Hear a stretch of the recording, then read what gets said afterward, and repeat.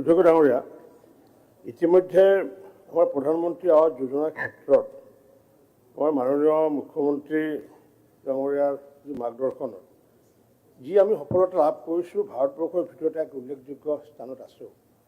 কাৰণ কিয়, যিহেতু ইতিমধ্যে তেখেতে পুৰকাষ্ট ডাঙৰ নিজে জনালে যে ইতিমধ্যে আমাক 20 লাখ ঘৰ, 20,40,000 ঘৰ আমাৰ প্ৰদান কৰিছিলে। আৰু 20,40,000 ঘৰৰ ভিতৰত আমি ইতিমধ্যে প্ৰায় 19,96,000 ঘৰ আমি ইতিমধ্যে সম্পূৰ্ণ কৰিছোঁ। আৰু হয়তো 4,000 ঘৰ কমপ্লিট কৰিলে হয়তো আমি 20 লাখ সম্পূৰ্ণ হ'বগৈ 2-4 দিনৰ ভিতৰত। তাৰপিছত আমাক পুনৰ মাননীয় প্ৰধানমন্ত্ৰী নৰেন্দ্ৰ মোদী ডাঙৰীয়াই যেতিয়া তৃতীয়বাৰৰ কাৰণে দায়িত্ব ল'লে, তেখেতে কৈছিলে যে সমগ্ৰ ভাৰতবৰ্ষৰ লগতে অসমতো পুনৰ ঘৰ প্ৰদান কৰা হ'ব। আমাৰ মাননীয় মুখ্যমন্ত্ৰী ডক্টৰ হিমন্ত বিশ্ব শৰ্মা ডাঙৰীয়াই নিজে ভাৰত চৰকাৰৰ প্ৰধানমন্ত্ৰী ডাঙৰীয়াৰ লগত আৰু গ্ৰাম্য উন্নয়ন মন্ত্ৰীৰ লগত আলোচনা কৰাৰ অন্তত আমাক তেতিয়া প্ৰথম পৰ্যায়ত 1,71,000 ঘৰ প্ৰদান কৰিছিলে।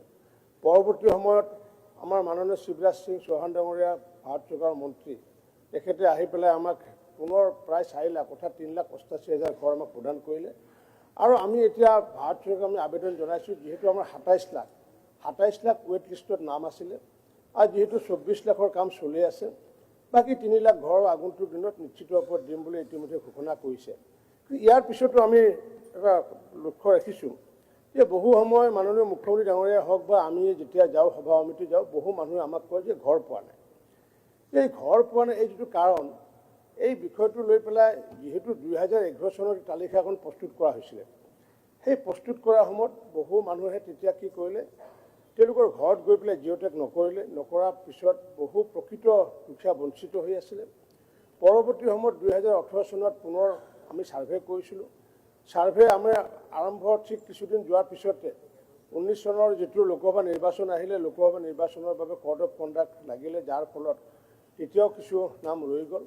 যাৰ কাৰণে এইবাৰ আমি সিদ্ধান্ত লৈছোঁ যে আগন্তুক দিনত আমি তৃতীয়বাৰৰ কাৰণে ছাৰ্ভে কাম ইতিমধ্যে আৰম্ভ কৰিছোঁ। আমাৰ ইতিমধ্যে যোৱা 16 তাৰিখৰ পৰা জীৱিকা সখীসকলক আমি দায়িত্ব দিছোঁ আৰু ঘৰে ঘৰে গৈ তেওঁলোকে যাতে ছাৰ্ভে যাতে কৰে। আৰু এই ছাৰ্ভে কৰাৰ সময়ত মই বিধায়কসকলক আহ্বান জনাম যে আমাৰ যিহেতু এখন অৰুণোদয়ৰ ক্ষেত্ৰত আমাৰ PS লেভেলত এখন নটিফাইড আমাৰ সমিতি আছে, জিলা আয়ুক্তসকলে এই সমিতিখনৰ কথা জানে।